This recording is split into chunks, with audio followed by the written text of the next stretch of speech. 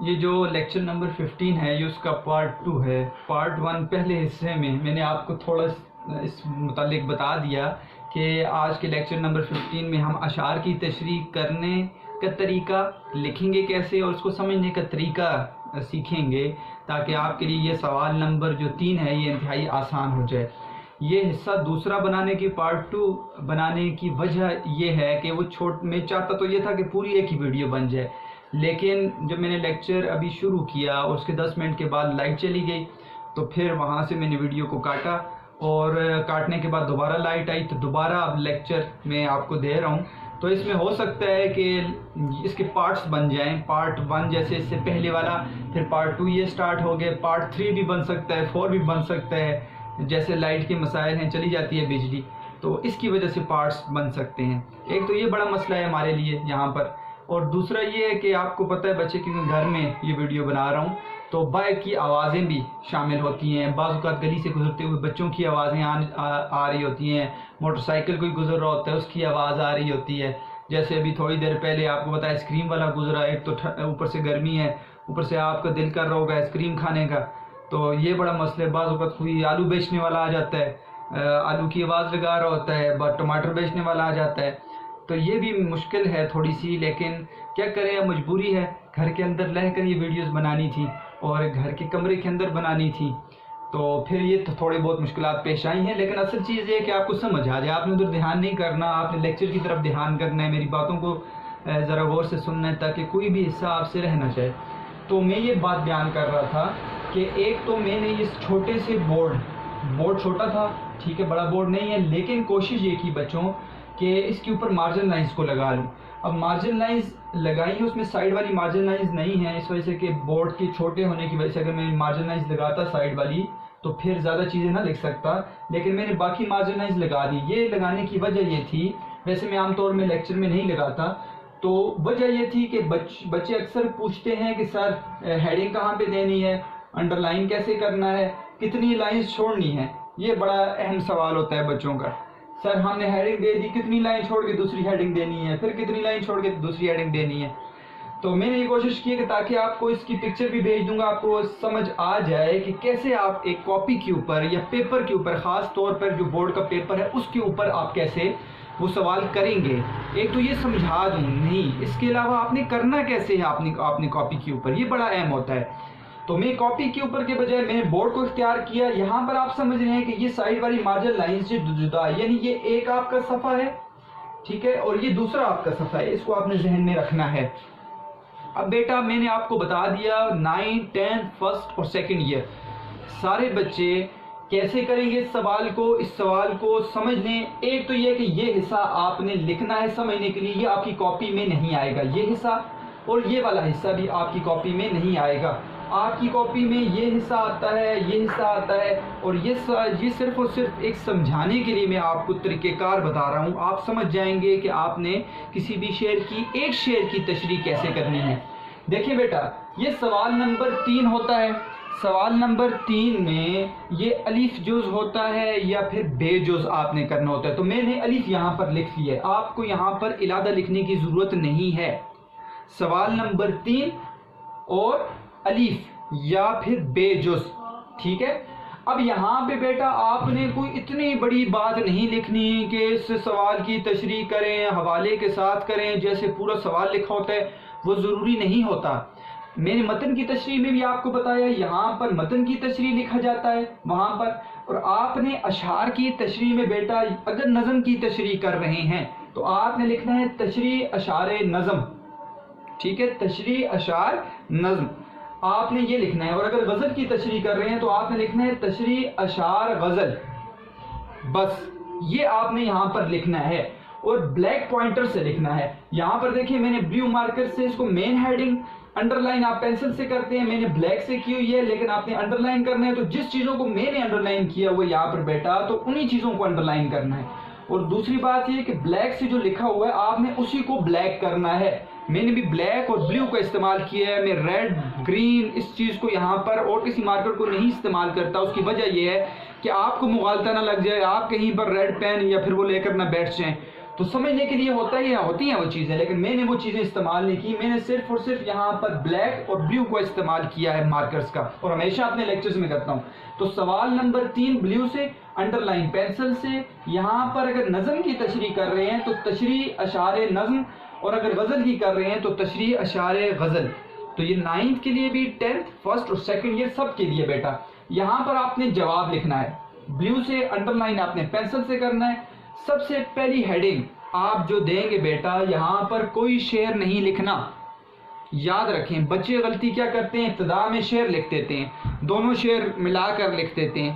یہ بھی غلط طریقہ ہے بیٹا، اس طرح نہیں کرنا. ایک شعر پہلے لکھ لیتے ہیں، غلط طریقہ ہے، ایسے نہیں کرنا.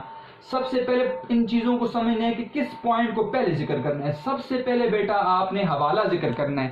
وہ حوالہ نظم ہوگا یا پھر بیٹا دوسرا حوالہ غزل ہوگا. حوالہ نظم یا حوالہ غزل. اگر نظم کر رہے ہیں تو ذہن میں رکھنا ہے حوالہ نظم لکھنا ہے، اگر غزل کر رہے ہیں تو حوالہ غزل آپ نے یہاں پر لکھنا ہے. تو میں نے یہاں پر حوالہ نظم لکھا ہے. حوالہ نظم کیونکہ یہاں پر جو میں بتا رہا ہوں وہ نظم ہے، تو حوالہ نظم کی ہیڈنگ دینی ہے آپ نے بیٹا. یہاں پر نظم کے حساب سے کیا حوالہ دینا ہے اس بات کو آپ سمجھیں.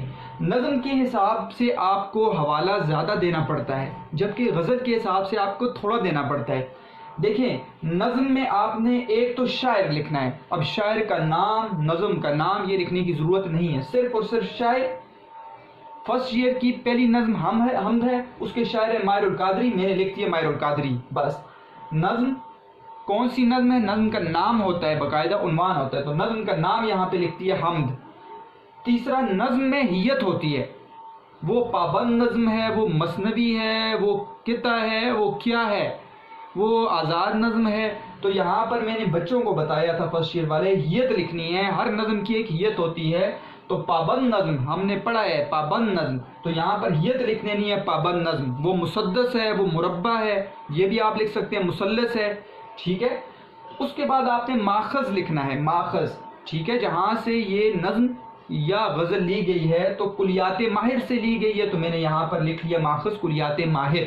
تو یہ ہے نظم کے لیے 4 چیزوں کا لکھنا ضروری ہے. شاعر نمبر 1، نظم نمبر 2، حیت نمبر 3، اور ماخذ نمبر 4. 4 چیزوں کو آپ لکھ سکتے ہیں بیٹا. اس کے بعد آپ نے دیکھنا ہے غزل کو اگر آپ لکھ رہے ہیں تو غزل کے حصے میں آپ نے نظم والا حصہ یہ نہیں لکھنا ہوتا اور حیت نہیں لکھنی ہوتی. 2 چیزوں کو آپ کاٹ دیں. آپ شاعر کا نام لکھیں گے، مثال کے طور پر شاعر اگر ہیں وہ میر تقی میر ہیں تو آپ لکھ لیں گے میر تقی میر، اور ماخذ کلیات میر. 2 چیزیں آپ نے لکھنی ہیں. یہاں پر حیت نہیں ہوگی اور غزل کا نام بھی نہیں ہوتا. تو 2 چیزیں آپ نے کاٹ دینی ہیں. نظم میں آپ نے 4 چیزیں لکھنی ہیں، غزل میں آپ نے 2 چیزیں لکھنی ہیں. ٹھیک ہے بیٹا. ساتھ ساتھ آپ کو تاکہ نظم اور اس کے ساتھ ساتھ غزل کی تشریح بھی ایک جیسی ہوتی ہے، لکھنے کا طریقہ آ جائے. تو تشریح اشعار نظم یا پھر غزل. حوالے میں آپ نے بیٹا نظم کی 4 چیزیں لکھنی ہیں، جبکہ غزل کے اندر نظم اور حیت نہیں لکھیں گے. آپ نے غزل کے اندر صرف اور صرف شعر اور ماخذ لکھنا ہے.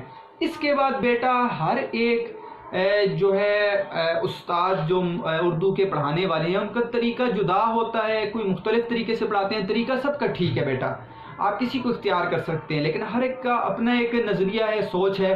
تو وہ بعض اوقات یہ ہوتا ہے کہ اس حوالے کے بعد بعض جو لوگ کہتے ہیں کہ فنی محاسن، فنی جائزہ جس کو آپ کہتے ہیں، فنون کے اعتبار سے کیا چیزیں میں بھی ذکر کروں گا تو آپ نے لکھنی ہے یا نہیں لکھنی ہے. تو میں لکھواتا ہوتا ہوں بیٹا، اس لیے میں نے فنی محاسن یہاں پر لکھوا لیے اور بتا دیا کہ آپ نے ہیڈنگ دینی ہے. بعض آخر میں دلواتے ہیں، وہ بھی ٹھیک ہے بیٹا، آپ اس طرح بھی لکھ سکتے ہیں، لیکن ہر ایک کا اپنا نظریہ سوچ ہے.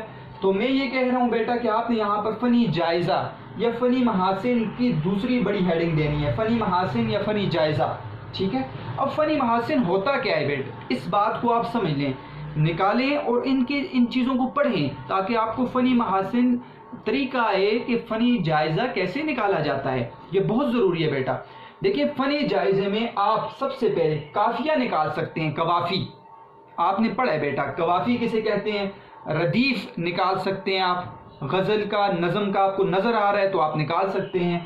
مرکبات بڑے اہم ہیں بیٹا. مرکبات میں 5 مرکبات یہ 4 مرکبات ایسے ہیں جو آسانی سے سمجھ آ جاتے ہیں اور آپ نکال سکتے ہیں۔ ایک ہے مرکب اضافی، ٹھیک ہے بیٹا، مرکب عطفی دوسرا، مرکب اشاری، ٹھیک ہے، مرکب جاری، ٹھیک ہے بیٹا۔ یہ مرکبات ایسے ہیں، اشاری، مرکب جاری، مرکب عطفی، مرکب اضافی اور 5واں مرکب توصیفی۔ تو یہ 5 مرکبات ہیں، اس کے علاوہ مرکبات بھی ہیں لیکن پھر بہت زیادہ مشکل ہو جاتی ہے آپ کے لیے۔ تو 5 مرکبات ہیں جو آپ کو کسی شعر میں نظر آئیں تو ایک دم آپ نکال سکتے ہیں، آپ کو نظر آئیں گے۔ مرکب اضافی زیادہ ہوتے ہیں، مرکب جاری زیادہ ہوتے ہیں، ٹھیک ہے، مرکب عطفی زیادہ ہوتے ہیں۔ اس کے اوپر انشاءاللہ ان 5 کے اوپر خصوصاً اور مرکبات کے اوپر باقاعدہ لیکچر دوں گا، آپ نے اس کو دیکھنا ہے بیٹا کہ مرکبات کیسے نکالنے ہیں اور مرکبات کون کون سے مرکبات کیا ہوتے ہیں، اس کے اوپر بھی انشاءاللہ ہوگا۔ لیکن آپ نے 9th میں اور 10th میں اس کی پریکٹس کی ہوتی ہے، تو اس لیے آپ کو چاہیے کہ مرکب اضافی، توصیفی، جاری، اشاری، عطفی آپ نکال لیں۔ مرکبات نکال سکتے ہیں فنی محاسن کے اندر۔ علم بیان کو نکال سکتے ہیں بیٹا آپ۔ علم بیان کیا ہے بیٹا؟ علم بیان کی 4 تقسیم، 4 قسمیں آپ نکال سکتے ہیں۔ اس کے تشبیہ آپ کو آنی چاہیے، استعارہ، مجاز مرسل اور کنایہ۔ 4 چیزوں کو علم بیان کے اندر بیان کیا جاتا ہے، تو تشبیہ نظر آ جائے آپ کو، استعارہ نظر آ جائے، مجاز مرسل آپ نکال سکتے ہیں اور استعارہ آپ نکال سکتے ہیں۔ اس کے علاوہ بیٹا علم بدیع، علم بدیع 10th سے سٹارٹ ہوتی ہے، 9th میں اس کا نہیں ہے بیٹا پورشن، لیکن 10th سے بتایا جاتا ہے صنعت تضاد، ٹھیک ہے، خصوصاً اس کے اندر، ٹھیک ہے، کہ 2 الفاظ کا متضاد ہونا، جیسے دن اور رات، دن اور رات اگر آ جائے کسی شعر کے اندر تو یہ صنعت تضاد ہوگا۔ تو اسی طرح بیٹا فرسٹ ایئر اور سیکنڈ ایئر کے اندر زیادہ ہیں علم بدیع۔ فرسٹ ایئر کے اندر آپ جاتے ہیں آپ کو صنعت تناسب ملے گا، صنعت امرات النظیر ملے گا، اس کے علاوہ صنعت تضاد دوبارہ آئے گا، صنعت تلمیح آ سکتی ہے، لفظ نشر مرتب، لفظ نشر غیر مرتب، یہ آ جائے گا۔ سیکنڈ ایئر میں صنعت تجنیس آ جائے گا، ٹھیک ہے، محرف اور تام آپ پڑھیں گے، ٹھیک ہے بیٹا۔ تو یہ صنعتیں ہیں جن کو آپ نے فرسٹ ایئر کے اندر بھی پڑھا ہوتا ہے، سیکنڈ ایئر کے اندر بھی پڑھا ہوتا ہے۔ اب آپ نے کیا کرنا ہوتا ہے، آپ نے شعر کے اندر ڈھونڈنا ہے کہ کون کون سے علم بدیع کے حساب سے صنعتیں ہیں، وہ یہاں پر ذکر کر سکتے ہیں۔ تو قافیہ ردیف ذکر کر سکتے ہیں بیٹا، مرکبات ذکر کر سکتے ہیں، علم بیان ذکر کر سکتے ہیں، علم بدیع ذکر کر سکتے ہیں۔ تو بیٹا یہ فنون ہیں، علم بدیع، قافیہ، ٹھیک ہے، ردیف، اور کیونکہ علم قوافی ایک علیحدہ علم ہے، مرکبات، علم جو ہے مرکب غیر مفید کی اقسام آ جاتی ہیں۔ تو یہ آپ فنی محاسن یہاں پر نکال سکتے ہیں بیٹا۔ یہ ان بچوں کے لیے ہوتا ہے یہ پورشن جو اچھی طرح سے اس کو سمجھ لیں اور آسانی سے نکال لیں۔ دیکھیں بیٹا، جس وقت آپ پیپر کر رہے ہوتے ہیں تو پیپر کے اندر آپ کو ٹائم کم ہوتا ہے، اب آپ سوچ نہیں سکتے، کوئی بھی شعر ہے ایک دم آپ لے کر بیٹھ جائیں، اس کے اندر کون سے مرکبات ہیں کیا ہیں۔ تو اگر جلدی جلدی آپ کی پریکٹس مشق پہلے سے ہوئی ہے تو پھر آپ لکھیں، اگر نہیں ہوئی تو پھر یہ لکھنے کی ضرورت نہیں ہے۔ یہ ایک اضافی چیز ہوتی ہے، اس کے نمبر تو نہیں ہوتے لیکن اچھا لگتا ہے آپ کو، نمبر کاٹے نہیں جاتے کہیں سے، پھر کیونکہ محنت کرتے ہیں آپ پیپر کے اوپر، تو پھر یہ اچھی چیز ہوتی ہے۔ نمبر آپ کے کس سے بنتے ہیں؟ نمبر آپ کے شاعر سے، نظم کے نام سے بنتے ہیں بیٹا، ٹھیک ہے، یہاں سے آپ کے 2 نمبر بن جاتے ہیں، لیکن اس حصے سے آپ کے نمبر نہیں ہوتے، لیکن اچھی چیز ہوتی ہے۔ تو یہ وہ بچے کریں بیٹا جو اچھے طریقے سے جو پورے سال مشق کرتے ہیں اور ڈھونڈتے ہیں، آپ کو ڈھونڈنی چاہیے تاکہ آپ کو فنی محاسن کا بھی پتہ چلے۔ اس کے علاوہ حروف بھی نکال سکتے ہیں، حرف بیان، حرف اشارہ، تو بہت چیزیں ہیں بیٹا جن کو سیکھ سکتے ہو آپ اور یہاں پہ نکال سکتے ہیں، لیکن جلدی نکالنا ہے۔ اور اس کی مشق آپ نے لیکچر، جب آپ کے ٹیچر لیکچر دے رہے ہیں اس کے دوران ہی کرنا ہے، اور روزانے کے کام میں، تشریح میں یہ چیز شامل کر لیں تاکہ کل کو آپ کو یہ چیزیں آسانی سے سمجھ آ جائیں۔ تو فنی محاسن کے بعد بیٹا آپ نے کیا کرنا ہے، نظم کے اندر یا غزل کے اندر شعر نمبر 1 لکھنا ہے، یہاں پر ایسے بتا رہا ہوں میں، پھر تشریح لکھنی ہے، اور پھر شعر نمبر 2 اور تشریح۔ بات کو سمجھنا ہے یہاں پر 9th اور 10th والے اسٹوڈنٹس نظم کی تشریح ملا کر کر سکتے ہیں، غزل کے اشعار کی دونوں شعروں کی تشریح جدا کر دیں۔ 9th اور 10th نظم کی تشریح ملا کر کر سکتے ہیں دونوں اشعار کی، اور غزل کی تشریح کو جدا کر دیں، کیوں؟ ان کے لیے وقت کم ہوتا ہے اور وہ نظم کی تشریح ملا سکتے ہیں۔ فرسٹ اور سیکنڈ ایئر والے بچے ذرا غور سے سن لیں اس بات کو، بہت ضروری ہے۔ آپ بیٹا اگر نظم کو کر رہے ہیں تشریح کے لیے یا غزل کو کر رہے ہیں، آپ نظم کی تشریح لکھ رہے ہیں یا غزل کی تشریح لکھ رہے ہیں، فرسٹ اور سیکنڈ ایئر والے، بیٹا آپ نے اشعار کو نہیں ملانا۔ کیوں؟ یہ ایک ہی سوال ہے، آپ نے اس سوال سے نمبر لینے ہیں۔ آپ نظم کی تشریح میں بھی دونوں شعروں کو علیحدہ کریں گے، آپ غزل کی تشریح میں بھی دونوں شعروں کو علیحدہ کریں گے۔ جیسے میں نے یہاں پہ نظم کی تشریح ہے تو میں نے شعر نمبر 1 لکھا ہے، تو میں نے یہاں پہ لکھا ہے دونوں اشعار جدا کرنے ہیں فرسٹ اور سیکنڈ ایئر میں، ضروری ہے۔ غزل میں بھی دونوں۔ پھر یہاں پر آپ نے شعر لکھنا ہے بیٹا، یہاں شروع پہ شعر نہیں لکھنا، یہاں پہ نہیں لکھنا۔ اب آپ نے حوالہ دے دیا، فنی محاسن نکال لیے، شعر نمبر 1 شعر لکھنا ہے آپ نے، ٹھیک ہے، علامت شعر ڈالنی ہے، یہ علامت شعر ہوتی ہے بیٹا، پورا شعر لکھنا ہے۔ میں یہاں پہ جگہ نہیں تھی تب یہاں پہ آگے علامت حذف ڈالیے۔ آپ نے پورا شعر لکھنا ہے، پہلا مصرع، دوسرا مصرع، تشریح کی ہیڈنگ دینی ہے، نیلے مارکر سے انڈر لائن کرنا ہے اس حصے کو، شعر ہمیشہ بلیک پوائنٹر سے لکھنا ہے۔ اس کے بعد آپ نے تشریح کو شروع کرنا ہے۔ ابھی ہم تشریح پر آئیں گے کیسے کریں گے، لیکن یہاں تک آپ پیٹرن کو سمجھ لیں۔ پھر آپ نے تشریح کے بعد پہلے شعر کی شعر نمبر 2 اور تشریح، آپ کا سوال تب ختم ہوگا، ٹھیک ہے بیٹا۔ دوبارہ دوہرا رہا ہوں، 9th اور 10th والے بچے، آپ نے نظم کی تشریح کو ملا کر کرنا ہے، غزل کی تشریح میں دونوں اشعار کو جدا کر دیں، لیکن فرسٹ اور سیکنڈ ایئر والے دونوں شعروں کے ملانے کو ذہن سے نکال دیں۔ آپ نے غزل کرنی ہے یا نظم کرنی ہے، دونوں شعروں کو جدا کرنا ہے۔ اب آتے ہیں بیٹا شعر کے لکھنے کے بعد تشریح کیسے کی جائے۔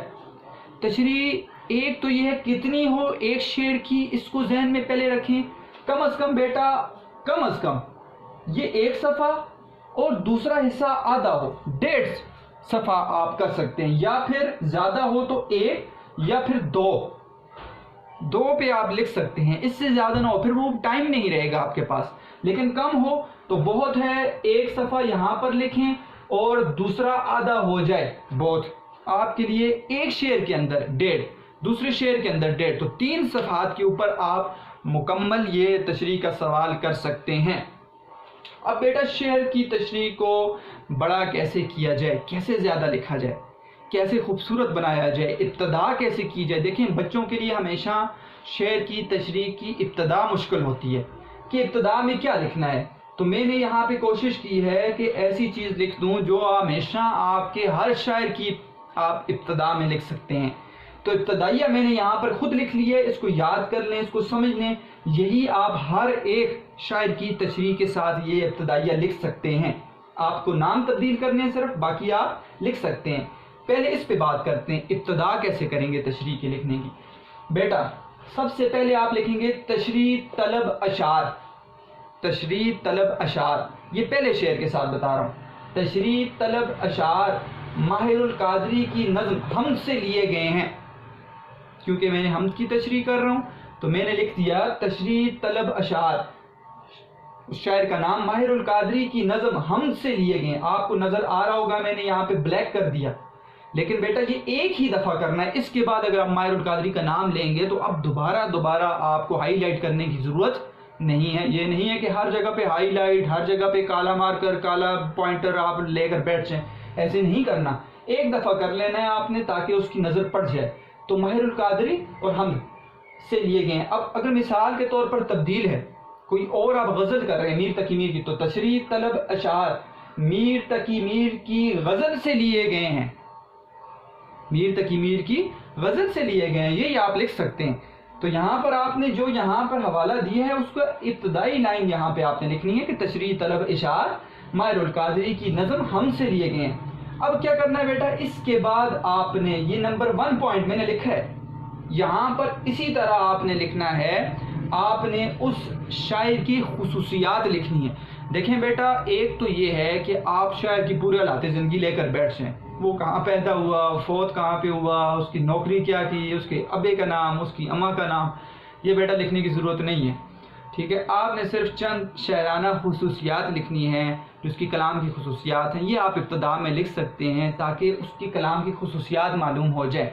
تو ابتدا آپ نے کرنی ہے، جیسے شاعر ماہر القادری ہیں یہاں پر، تو میں نے لکھا ماہر القادری کی شاعری میں نمایاں خصوصیات، سادگی اور بے تکلفی، ترنم اور موسیقیت، علم بیان اور بدیع کا استعمال اور بہترین انداز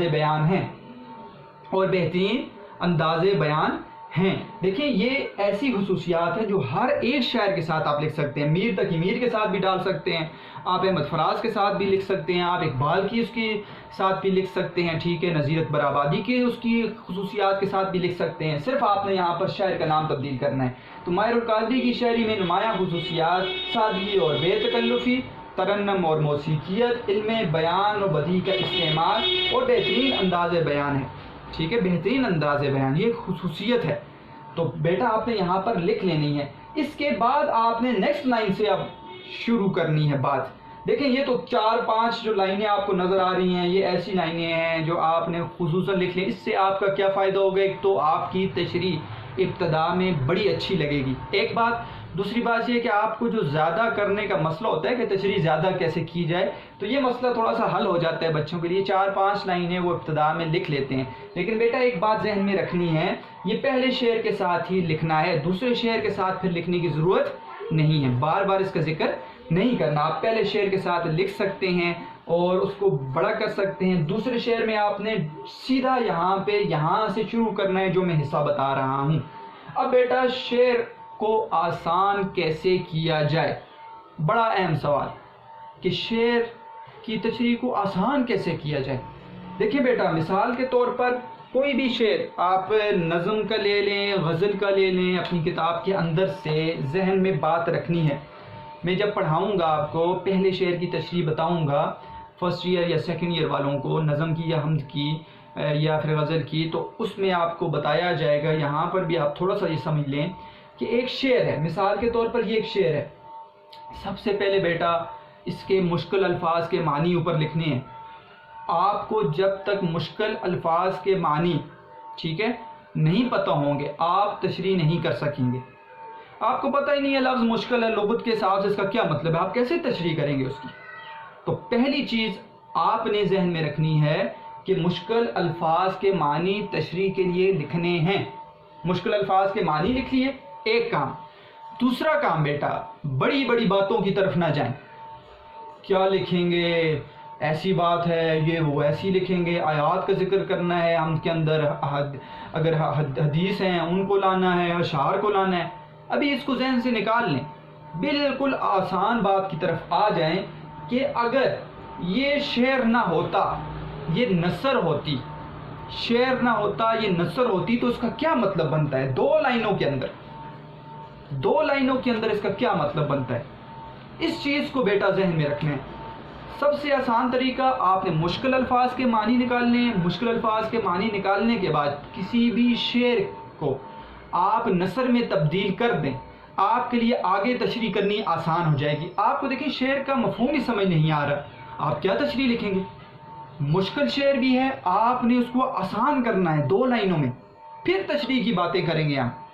آسان کیا ہے؟ مثال کے طور پر جیسے آپ یہاں پہ پڑھ رہے ہیں حمد کا پہلا مصرع ماہر القادری کا، فکر و دانش کی ہے معراج خدا کا اقرار، یہ ایک مصرع ہے، فکر و دانش کی ہے معراج خدا کا اقرار۔ پہلا کام کیا کروں گا میں ایز اے اسٹوڈنٹ، طالب علم کیا ہوتا تو میں پہلے فکر و دانش کے اوپر لکھوں گا، آسان جو اس کا مطلب بنتا ہے، لغت مشکل نہ لے کر جائیں، آسان فکر و دانش اوپر لکھ لوں گا۔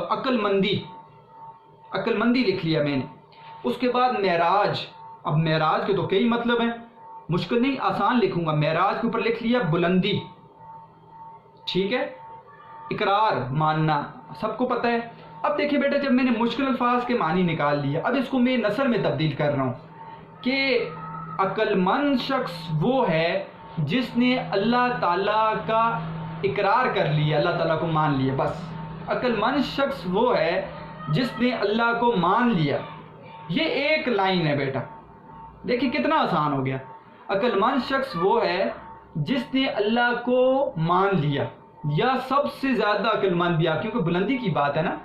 اب اس کے بعد اور باتیں کریں گے، وہ کیا مسئلہ ہے، کیوں کیسے مانا جاتا ہے، ماننے والے کیسے عقل مند ہو گئے، وہ پھر بات کی باتیں ہیں۔ آپ نے پہلے سمجھنا ہے مصرے کو یا شعر کو کہ اس کے اندر ہے کیا ہے۔ اب اس کے اندر آسانی سے سمجھ آ گئی ہمیں کہ عقل مند شخص وہ ہے جس نے اللہ کا اقرار کر دیا ہے، اور وہ جاہل شخص ہے جس نے اللہ کا اقرار نہیں کیا. تو یہ آسان بات ہو گئی. تو یہ کیسے آسان ہوئی؟ یہ اس طرح آسان ہوئی کہ آپ نے پہلے الفاظ کے معنی اوپر لکھ لیے، مشکل الفاظ ہیں معنی لکھ لیے، اور اس کو نثر میں تبدیل کر دیا. شعر کی ایک اپنا طریقہ ہوتا ہے بیٹا لکھنے کا، ٹھیک ہے، اس کا اپنا طریقہ ہے، وہ کوئی جملہ نہیں ہوتا، یاد رکھیں. شعر جملہ نہیں ہوتا. اگر میں جملے کے طور پر اس کو لکھتا تو میں کیسے لکھتا کہ فکر و دانش کی معراج خدا کا اقرار ہے، تو میں ہے کو آخر میں لاتا. آپ کو پتا فعل ناقص آپ نے پڑھا ہے، تو میں ہے کو آخر میں لاتا. جبکہ شعر ہے، شعر کے اندر آپ جملے والی ہیت نہیں لاتے، آپ الفاظ کو آگے پیچھے کر سکتے ہیں، یہ شعر کی خصوصیت ہے. تو دیکھیں فکر و دانش کی ہے معراج خدا کا اقرار، تو اگر جملہ ہوتا تو فکر و دانش کی معراج خدا کا اقرار ہے. تو اس سے آپ کو یہ بھی پتہ چل گیا ہوگا کہ ایک جملے کی ہیت کچھ اور ہوتی ہے اور شعر کے لکھنے کا طریقہ کچھ اور ہوتا ہے بیٹا، ٹھیک ہے.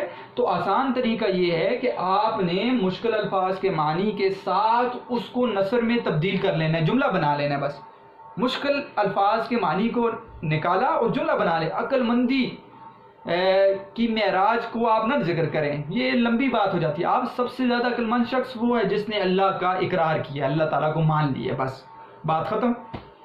تو بیٹا اب آپ نے یہاں پر سب سے پہلے جو دوسرے پوائنٹ میں ذکر کرنا ہے اس شعر کے مفہوم کو ذکر کرنا ہے. دیکھیں کہ ماہر القادری اپنی حمد کے اس شعر میں کہہ رہے ہیں کہ عقل مندی کی معراج، یعنی عقل مندی، سب سے زیادہ عقل مند شخص وہ ہے جس نے اللہ کا اقرار کر لیا ہے، اور یہی ہر انسان کی وجدان کہتے ہیں، اندر کی پکار ہے، اور یہی جو ہے وہ دانائی بھی یہی کہتی ہے اور عقل مندی بھی یہی کہتی ہے کہ اس چیز کو مانا جائے. مثال دے رہا ہوں آپ کو. تو آپ نے یہاں پر آسانی سے، ابھی آپ تشریح پہ نہ لکھیں کہ فکر و دانش کا مطلب یہ ہوا اور یہ بات ہوئی، ابھی آپ نے نہیں لکھنا.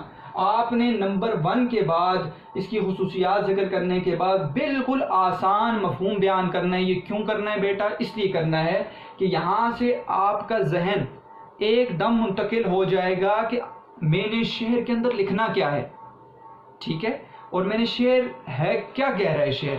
تو پھر آپ کے ذہن میں آ جائے گا. آپ نے مفہوم ذکر کر دیا، اس کا آسان مفہوم ذکر کر دیا، تو پھر اس کے بعد آپ کے لیے تشریح آسان ہو جائے گی. پھر آپ تشریح سٹارٹ کریں. اب شعر کا مفہوم لکھنے کے بعد آپ نے تشریح شروع کر دی کہ اب فکر و دانش کسے کہتے ہیں، ٹھیک ہے. فکر و دانش کا مطلب ہے عقل مندی. معراج کا مطلب کیا ہے؟ تو بیٹا میں یہاں پہ آپ کو بتا دوں، تشریح کے اندر یاد رکھیں فکر و دانش کی معراج یہ جو چیزیں ہیں جن کی طرف آپ نے توجہ دلانی ہے، ٹھیک ہے. اصل تشریح کی نمبر 3 پوائنٹ کی طرف آ گئے ہیں. تو فکر و دانش کی معراج کو آپ نے بڑا لکھنا ہے، ہائی لائٹ کر لینا ہے بلیک کے ساتھ، پھر اس کی بات کرنی ہے آپ نے، ٹھیک ہے. آپ نے بڑا بڑا کر کے لکھنا ہے. مثال دے رہا ہوں کہ آپ نے یہاں پر لکھ دیا، تو میں نے یہ کہ فکر و دانش، اب یہ بڑا کر کے لکھ دیا. اب اس کسے کہتے ہیں؟ انورٹڈ کامس کے اندر آپ کر لیں، واوین کے اندر. تو اب آپ نے اس کو بیان کرنا ہے، ٹھیک ہے، اور اس بات پہ لانی ہے کہ جو شاعر بیان کر رہے ہیں. میں یہاں پہ تشریح نہیں کر رہا، تشریح تو آگے شروع کریں گے، لکھنے کا طریقہ بتا رہا ہوں.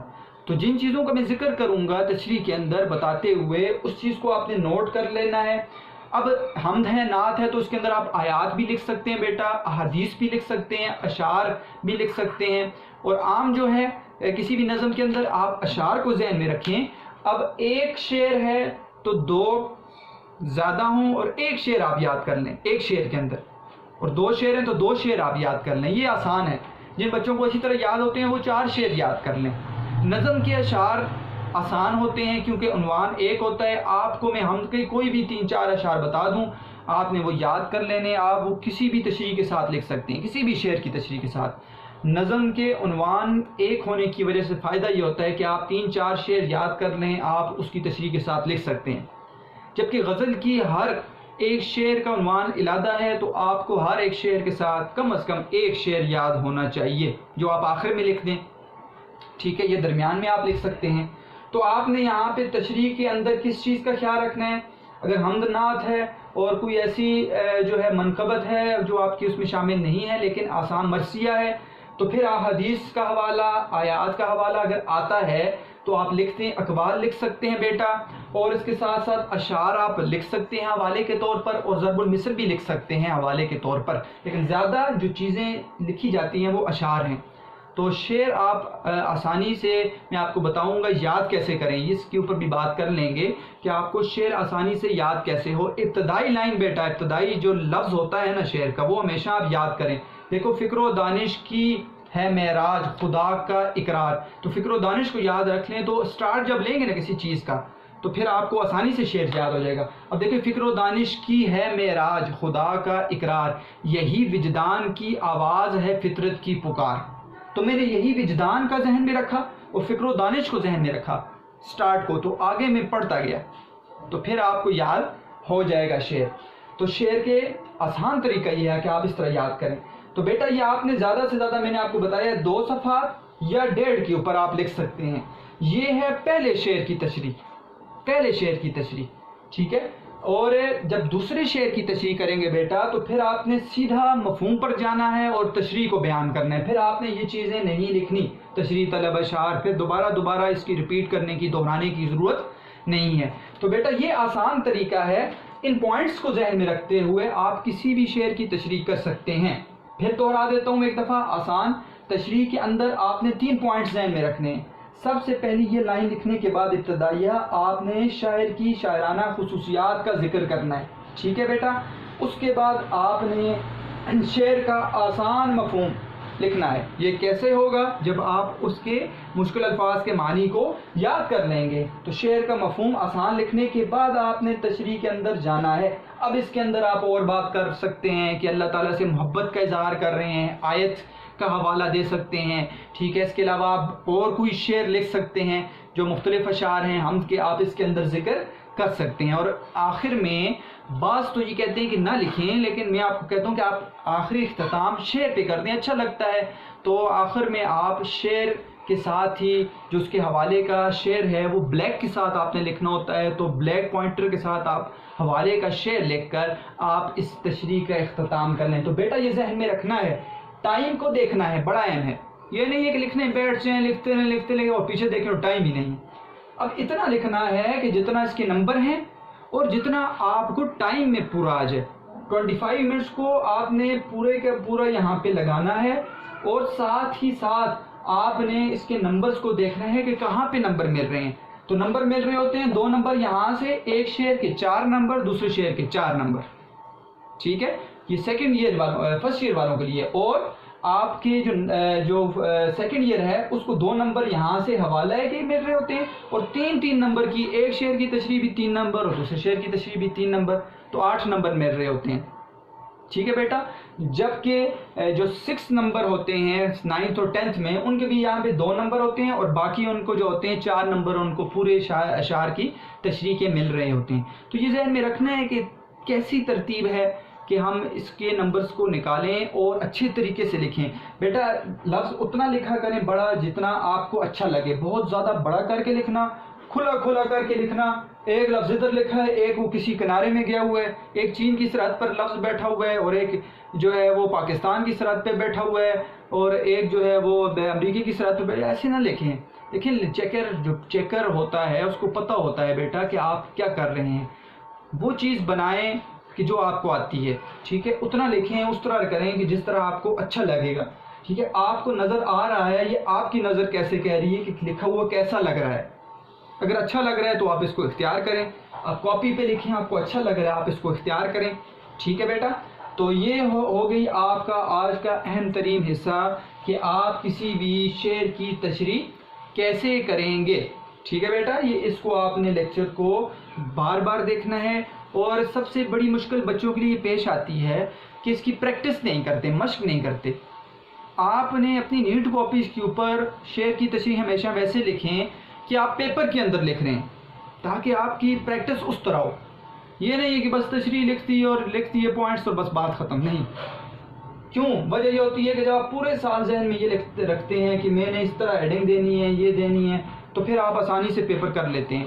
نہیں تو 1 سال گزرنے کے بعد آخر میں جس وقت پیپر آتا ہے تو یہ چیزیں بھول جاتی ہیں کہ میں نے حوالہ کدھر دینا ہے، فنی محسن کدھر دینے ہیں، شعر کہاں پہ لکھنا ہے اور تشریح کہاں پہ کرنی ہے۔ تو میں آپ کو بیٹا یہ کہہ رہا ہوں کہ آپ نے پورے سال اس کی مشق کرنی ہے. آپ نے بار بار ذہن میں رکھنا ہے کون سا سوال ہے، کتنے نمبر کا ہے، کتنے منٹ میں کرنا ہے، اور یہاں پر کیسے حوالہ دوں اور کہاں کون سا حوالہ دوں، فنی محاسن کے اندر کیا نکالنا ہے، شعر نمبر 1 اس کے بعد لکھنا ہے، تشریح کے اندر 3 کیسے پوائنٹس میں نے ذکر کرنے ہیں، پھر شعر نمبر 2 بعد میں لکھنا ہے، پھر تشریح ذکر کرنی ہے. تو یہ بہت ہی زیادہ اہم ہے آپ کے لیے کہ آپ ان چیزوں کو سمجھ لیں. تو مجھے امید ہے بیٹا آج کے اس لیکچر سے بچے جو اچھی کر رہے ہیں تشریح وہ تو ماشاءاللہ بہت ویل ڈن، آپ بہت اچھی تشریح کرتے ہیں. لیکن جو وہ بچے کہ جو نئے ہوتے ہیں یا ان کے ذہن میں کئی سوالات ہوتے ہیں تو ان کو اس لیکچر سے بہت زیادہ فائدہ ملے گا کہ آپ نے کسی بھی شعر کی تشریح آسان کیسے کرنی ہے. اگر آپ کے ذہن میں کوئی سوال ہے کسی قسم کا بیٹا کہ میں یہاں پر یہ چیز لکھوں یا نہ لکھوں تو آپ غلط لکھنے کے بجائے بیٹا پوچھ لیں، آپ پوچھیں، میں اس کا جواب دیتا ہوں. شکر الحمدللہ بچوں کو پتہ ہے کہ میں نے بچوں کے سارے ہوم ورک الحمدللہ چیک کیے ہیں باقاعدہ. کوئی بھی بچہ ایسا نہیں ہے کہ جو ہوم ورک بھیجے اور وہ مجھ سے گھلا کرے کہ سر آپ نے وہ مجھے شاباش نہیں کی یا آپ نے بتایا نہیں ہے. تو بچے بہت اچھا کام کر رہے ہیں تو میں ان کو شاباش دیتا ہوں. سارے کے سارے ہوم ورکس باقاعدہ چیک کرتا ہوں جو آپ پکچرز نکال کر بھیجتے ہیں.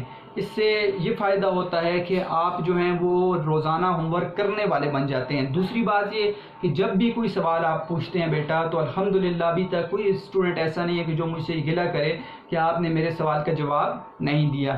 تو میں اپنے وقت کو قیمتی آپ کے لیے بھی بنا رہا ہوں بیٹا کہ دن ہے یا شام ہے آپ پوچھتے ہیں کبھی بھی تو میں اس کا جواب آپ کو دے دیتا ہوں. اس لیے بیٹا غلط نہیں لکھنا. یہ اپنی میں اچھائی نہیں بیان کر رہا، میں یہ کہہ رہا ہوں کہ آپ کو فائدہ یہ ہے کہ آپ کوئی بھی سوال کر سکتے ہیں.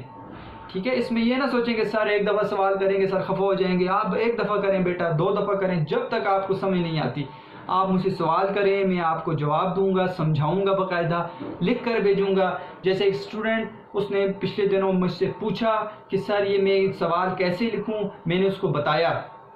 سوال کیا تھا؟ وہ تھا کہ وحدت ملت اور تصور وطنیت میں کیا بے نسبتی ہے، فرق کیا ہے. میں نے اس کو آڈیو بھیجا کہ یہ فرق ہے بیٹا، اگر آپ کو سمجھ نہیں آ رہی تو میں پیپر کے اوپر لکھوں گا، پیپر کے اوپر لکھ کر آپ کی طرف بھیجوں گا، لیکن غلط نہیں لکھنا بچے. غلط لکھیں گے آپ کا نقصان ہو جائے گا. اتنی محنت آپ کر رہے ہیں اور آخر میں آپ غلط کر دیں تو اس سے آپ کا نقصان ہو جائے گا. تو پھر یہ بیٹا یہ آپ کو کچھ چیز سمجھ نہیں آ رہی، اس میں کوئی پوائنٹ نہیں سمجھ آ رہا، کوئی مشکل پیش آ رہی ہے تو آپ مجھ سے پوچھ سکتے ہیں. انشاءاللہ جب ہم تشریح کریں گے یہ چیزیں آپ کے لیے زیادہ آسان بنیں گی. آپ کو قافیہ ردیف سمجھ آتا ہے، مرکبات بھی نکالیں گے، علم بیان کی چیزیں بھی نکالیں گے، علم بدی بھی آپ انشاءاللہ نکالیں گے. آپ آسانی سے شعر کے مفہوم کو نکالیں گے، آسانی سے تشریح کریں گے آپ. تو جیسے ہی لیکچرز آگے بڑھیں گے کوئی ایسی چیز نہیں ہے جیسے ہم نے نثر میں نہیں چھوڑی ہم تشریح میں نہیں چھوڑیں گے کہ آپ کو تشریح لکھنی مشکل ہو، کوئی ایسی چیز انشاءاللہ نہیں ہوگی. تو آج کا لیکچر صرف اور صرف کس پر تھا کہ لکھنے کا طریقہ اور سمجھنے کا طریقہ کیا ہے. تو امید ہے بیٹا آپ جس طرح محنت کر رہے ہیں اسی طرح محنت کرتے رہیں گے.